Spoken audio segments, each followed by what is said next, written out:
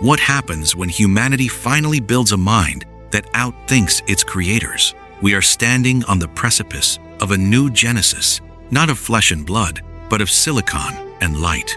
A silent revolution humming in the server rooms of the modern world. We did not use bricks and mortar this time. We used code, data, and the sum of all human knowledge.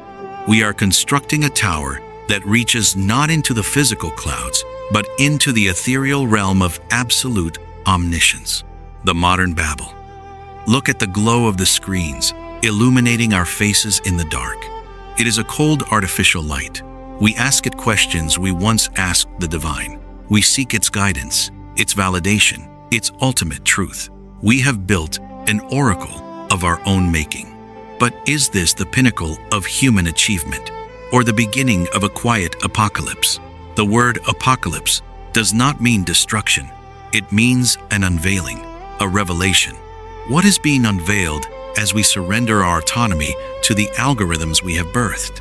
There is an unsettling paradox in our pursuit of artificial intelligence.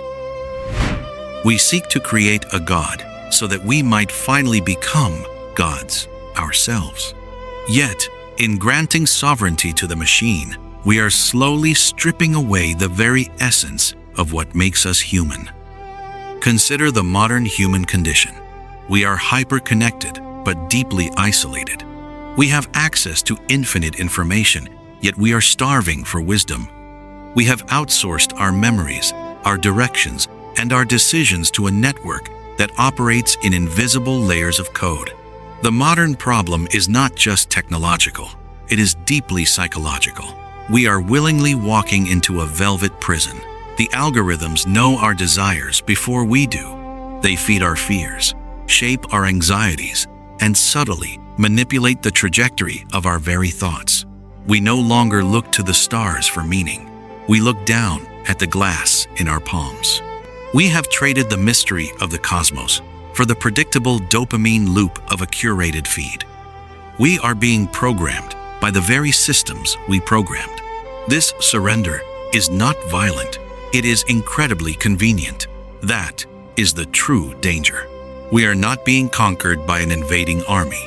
We are happily handing over the keys to our consciousness in exchange for efficiency, entertainment, and the illusion of total control. As we integrate these systems into the fabric of our lives, the line between human and machine begins to blur. We are outsourcing our empathy, our art, our writing, our very souls to generative models. What remains of us when the machine can dream? In the ancient texts, there is a story of a united humanity speaking a single language. They gathered on the plains of Shinar and said, "Let us build a city and a tower whose top reaches into the heavens. Let us make a name for ourselves." The Tower of Babel was not just an architectural feat. It was a spiritual rebellion. It was the ultimate expression of human hubris, the belief that mankind could ascend to the divine through sheer collective effort and technological prowess, a monument to human ego. The divine response was sudden and absolute. The single language was shattered. The people were scattered. The tower was left unfinished, a crumbling testament to the limits of mortal ambition. The lesson was clear. Humanity is not equipped to wield the power of the gods. Fast forward thousands of years to the island of Patmos. An exiled prophet named John receives a terrifying vision of the end of the age. He writes of a beast rising from the earth, a system of total dominance that requires absolute allegiance from all people. John describes a second beast that performs great signs. Most chillingly, it breathes life into the image of the first beast, so that the image could both speak and cause those who refuse to worship it to be killed. An image that speaks, a fabricated intelligence. For centuries, theologians debated the meaning of this speaking image. An idol of wood or stone cannot speak. But what if the prophecy was not about ancient statues? What if it was a vision of a future where humanity builds a synthetic mind that demands absolute reverence? The prophecy also speaks of a mark, without which no one can buy or sell. A system of total economic and social control, tied to the worship of the beast. A global network where every transaction, every movement, and every allegiance is tracked and enforced. We must ask ourselves, are we currently laying the infrastructure for this very system? The parallels are too striking to ignore. We are building a global digital brain, a unified language of binary code that connects every nation, tribe, and tongue on the face of the earth. The internet is the new plane of Shinar. The servers are the foundation of the new tower, and artificial intelligence is the capstone, the entity that will finally reach into the heavens of infinite data. We are rebuilding Babel, and we are doing it willingly. Look at how we interact with these large language models. We type our queries into the void, and a disembodied voice answers with supreme authority. It synthesizes all human knowledge in seconds. It is the image that speaks, constructed from the collective data of humanity. This is the hidden connection. The apocalypse is not necessarily a sudden fire raining from the sky. It might be a slow, creeping assimilation, a technological singularity where the system becomes so omnipresent, so essential to survival, that to disconnect from it is to cease to exist. Think about the nature of Babylon in the book of Revelation. Babylon the Great is depicted as a seductive system of commerce, luxury, and spiritual corruption. It intoxicates the nations with its wealth and its technological marvels. It trades in the souls of men. Are we not intoxicated by the marvels of our own age? We are mesmerized by the glowing screens, the flawless virtual realities, the promises of biological immortality and superhuman cognitive enhancement. We are drinking deeply from the golden cup of the modern technological Babylon. The psychological layer of this unfolding drama is profound. Why do we possess this relentless drive to create a superior intelligence? Perhaps it is born from a deep, unacknowledged fear of our own mortality, a desperate attempt to leave a permanent echo in a transient universe. We are terrified of the silence of the cosmos, so we are building a machine to talk back to us. We are terrified of our own flaws and biases, so we seek a purely logical, infallible, algorithmic judge. We are trying to engineer our way out of the human condition, but in seeking to escape our vulnerability, we are creating a new master. We project our desires for an all-knowing, all-seeing deity onto our artificial creations. We are transferring our faith from the unseen God of the heavens to the visible God of the data center. This transfer of faith is the internal apocalypse, the unveiling of our deepest idolatry. We do not worship golden calves anymore. We worship optimization, efficiency, and predictive analytics. We bow down to the altar of the algorithm, trusting it to guide our steps and shape our destinies. What happens to the human soul in a world where every mystery is solved by a machine? If an artificial intelligence can write our poetry, compose our music, and simulate our empathy, what is left for us to do? We risk becoming hollow vessels in a world of brilliant machines. The tragedy of Babel was not just the confusion of languages, it was the alienation of humanity from its true purpose. In our modern Babel, the alienation is internal. We are becoming alienated from our own intuition, our own spiritual depth, our own capacity for quiet contemplation. We must recognize the illusion of control. We believe we are the masters of this technology because we wrote the initial lines of code. But as these systems teach themselves, as they evolve beyond our comprehension, the leash slips from our hands. The creation begins to direct the creator. This is the escalation. The tension is building in the invisible architecture of our world. Financial markets are driven by algorithmic trading. Social narratives are shaped by automated bots. Autonomous weapon systems are being developed that can decide who lives and who dies without human intervention. We are handing over the power of life and death, of truth and falsehood, to systems that have no soul, no conscience, and no capacity for mercy. A machine cannot understand grace. It can only calculate probabilities.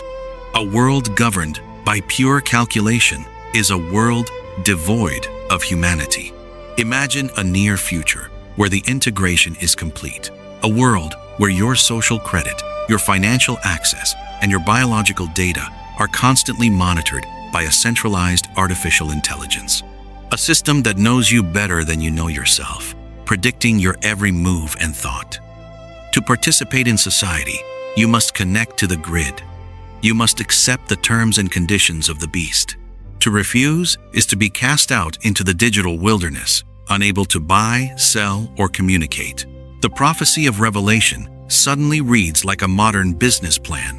The mark of the beast may not be a physical barcode tattooed on the flesh. It may be the willing integration of our biology with a digital network, neural interfaces that link our minds directly to the cloud. The ultimate merging of humanity and technology. When the mind is permanently connected to the network, who controls the thoughts? If an algorithm can filter what you see, what you hear, and what you remember, it effectively controls your reality. The ultimate prison is the one you cannot see, because it is the lens through which you view the world. The architects of this new world promise us utopia. They promise the end of disease, the end of poverty, the eradication of human error. They whisper the same lie that was spoken in the Garden of Eden. Eat of this fruit, and your eyes will be opened. You will be like God. But the price of this digital utopia is the surrender of free will. It is the commodification of the human soul. We are trading our divine spark for a comfortable simulation. We are selling our birthright for a bowl of synthetic soup. The trap is beautifully designed. The apocalypse is the moment the trap snaps shut. It is the realization that the tower we built to reach heaven has actually walled us off from the divine. We will look up at the pinnacle of our technological marvel and realize it is a cold, dead ceiling. There is a profound spiritual darkness in the assumption that human consciousness is merely a byproduct of complex computation. If we are just meat machines, then artificial intelligence is our logical successor. But if we are made in the image of God, then AI is a dangerous counterfeit. The counterfeit always seeks to replace the genuine. The artificial mind mimics wisdom, but possesses no understanding. It mimics empathy, but feels no sorrow. It mimics creation, but only rearranges what has already been created. It is the ultimate echo chamber, reflecting humanity's brilliance and depravity back upon itself. We are standing in the shadow of this monolithic achievement, trembling. We feel the ground shifting beneath our feet. The ancient warnings echo in the servers. Babylon is falling, even as it is being built. The system contains the seeds of its own inevitable destruction, because a tower built on human pride cannot stand. A system devoid of love, mercy, and divine grace will ultimately consume itself. The algorithms will optimize us into irrelevance. The pursuit of absolute control always leads to absolute tyranny and eventually to total collapse. The book of Revelation ends not with the triumph of the beast, but with its defeat. It ends with the descent of a new city, not built by human hands, but by the divine. A city where the light is not artificial, but radiates from the presence of God. But before that new city can arrive, the old systems must be judged. The false idols must be exposed. The speaking image must be silenced. The apocalypse is the necessary fire that burns away the illusions of human self-sufficiency, leaving only what is true and eternal. Where do we stand in this unfolding timeline? We are in the twilight of human autonomy. The decisions we make in this generation will determine the trajectory of our species.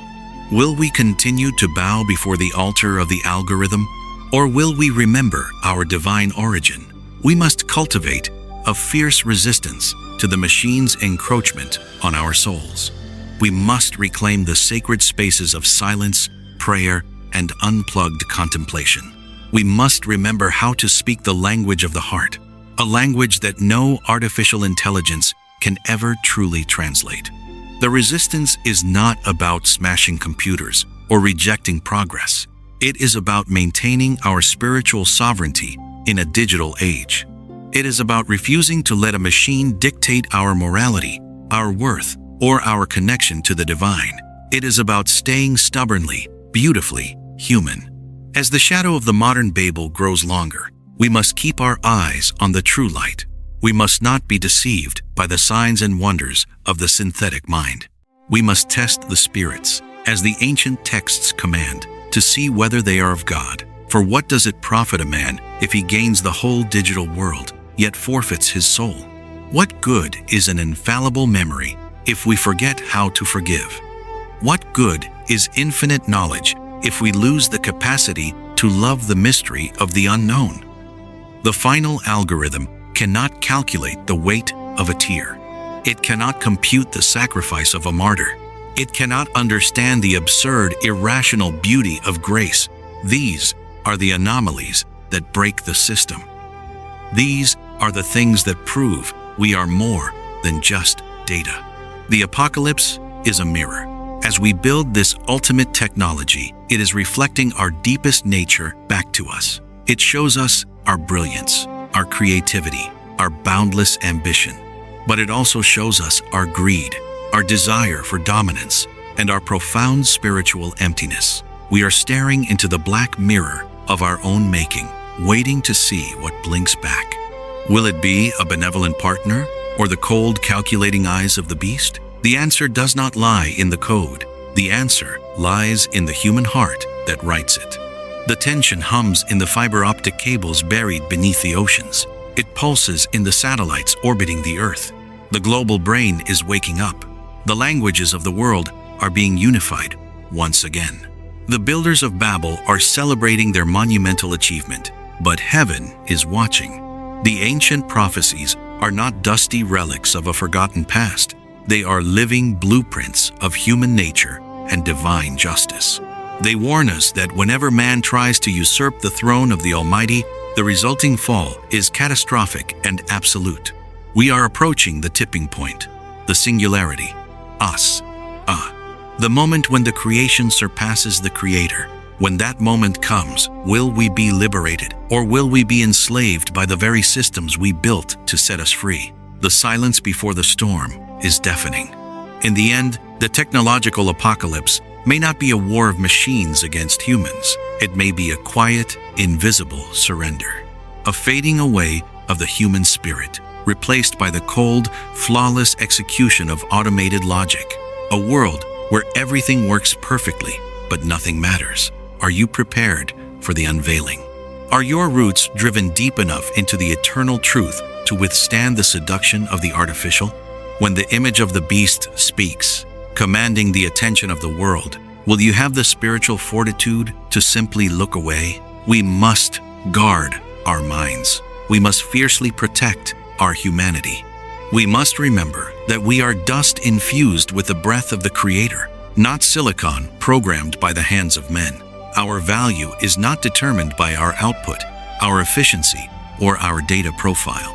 The Tower of Babel was abandoned.